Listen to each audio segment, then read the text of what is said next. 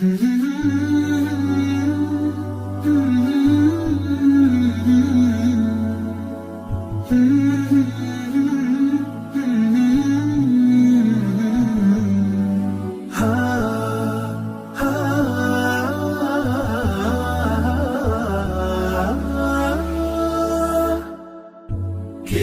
الله للأرواح نور، تنال به السعادة والسرور، إلى درب الهدى والخير يهدي، وللجنات يوصل من يسير.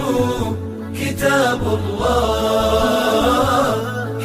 الله للأرواح نور. تبارك مودع البركات فيه، فليس لفضله أبدا قصور، فمن بركاته عقل سليم ورأي صائب فكر